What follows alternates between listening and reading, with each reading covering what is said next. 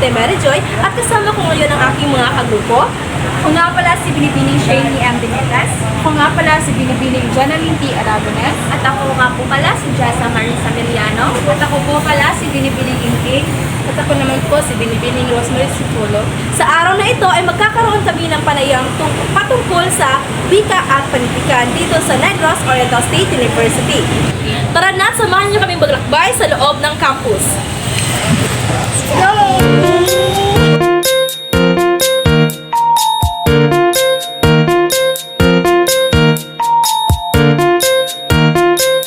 Sa inyong lahat. So, nandito po tayo sa ICT building na kung saan meron kaming isa sa mga estudyante dito sa Norso na nakita. So, maaari mo bang ipakilala inyong pangalan? Ako pala si Jofran Ihan and ang kurso ko po ay Electrical Technology. Ako nga po pala si Jessa Marisa Miliano at ngayon po ay bubunot ka ng isang katanungan at iyong sasagutin.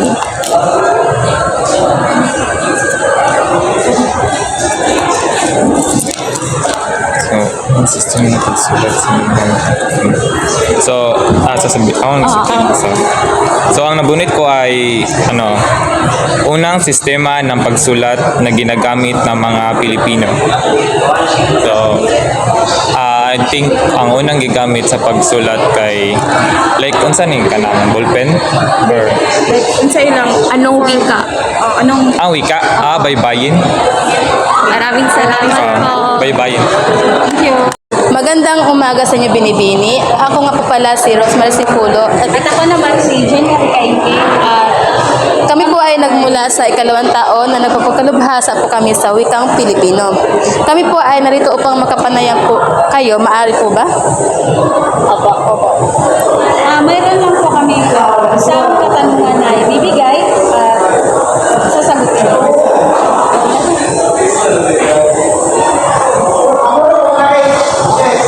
Ina ang pangunahing wika ng Pilipinas. Sino ang mauuna sa inyo dalawa? Ako na tayo. Sige. So,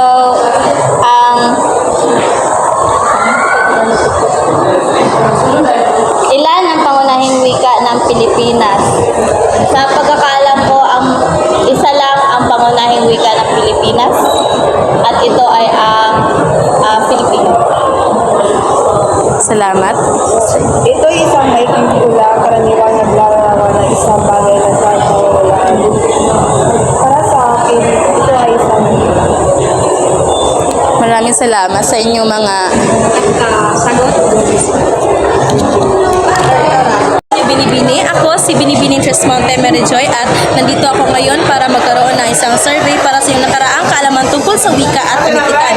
At kukuha lamang kayo ng mga katanungan dito sa aking box. Ipakilala yung sarili. Magandang umaga po. Ako si Binibining Joella Bungaitan at kasama ko po ngayon ay si Binibining. Isang mapagpalang araw sa inyong lahat. Ako po si Binibining Evelyn Yes, 20 taong gulang at nag-aaral ako dito sa Negros Oriental State University sa kursong Bachelor of Secondary Education, Specialization in Values Education. So, ganito po yung katanungan.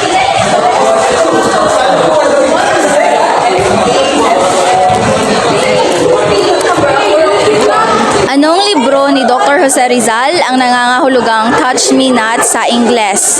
Ang libro ni Dr. Jose Rizal na nangangahulugang Touch Me Not sa Ingles ay No Limit Tangere.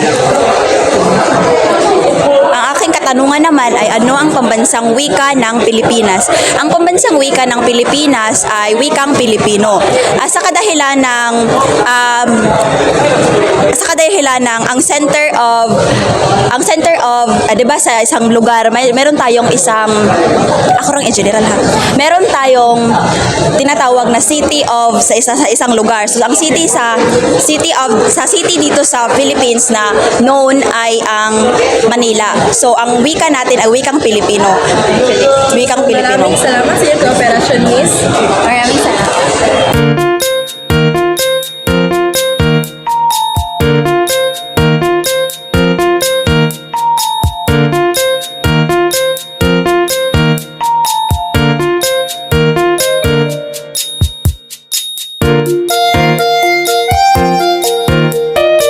Magandang umaga, Binibini. Ako si Binibining Tresmonte Maryjoy at nandito ako ngayon para magkaroon ng isang survey para sa iyong mga stock knowledge o nakaraang kaalaman tungkol sa panitikan at wika. Ipakilala ang iyong sarili. Ako si Ivy May S. Papa.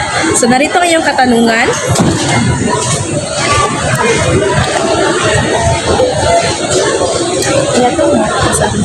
Ito ay isang akda kung saan ang mga tauhan ay mga hayop. Myth? Maraming salamat sa iyong kooperasyon. Myth or So magandang umaga sa inyong lahat. Magandang umaga sa inyong Binibini. Ako nga pala si Binibining Janaline T. Aragones. Narito ako ngayon sa ST Building na kung saan kasama ko si... Chandris B. Patinga, first year BTE. So, meron kami inihanda dito mga katanungan na kung saan ito ay may kinalaman sa wika at panitikan. So, susubukan namin ang inyong kaalaman, inyong mga nakaraang kaalaman noong high school. So, pwede ka bang bumunot?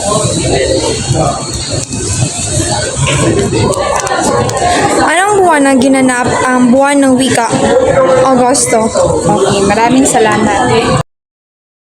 Magandang umaga po. Ako nga pala si Jessa Marisa Miliano at kasama ko po si... Ako nga pala si Binibining Janaline T. Aragones, nagpapakadulubhasa din sa wikang Filipino. So, meron kaming mga katanungan dito. Maaari bang bumunot ka ng isa?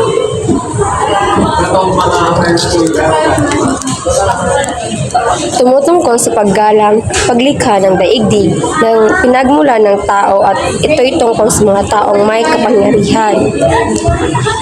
Ang sagot ko po nito ay myth. Maraming salamat po. Maraming salamat.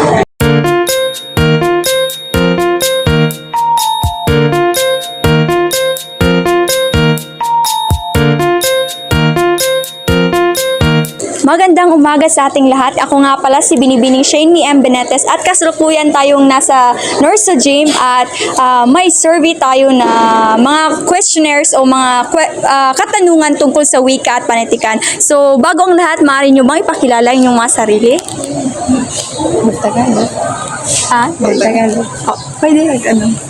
My name is Colin Ipialago. I'm Jana Marie Perez. I'm Judy Ann Kilpio. Okay, ngayon ay handa na ba kayo sa inyong mga katanungan? Yes.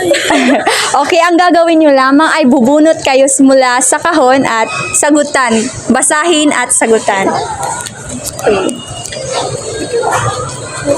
Okay, basahin muna. Sino ang tinaguriang ama ng wikang pambansa sa Pilipinas? Sikan?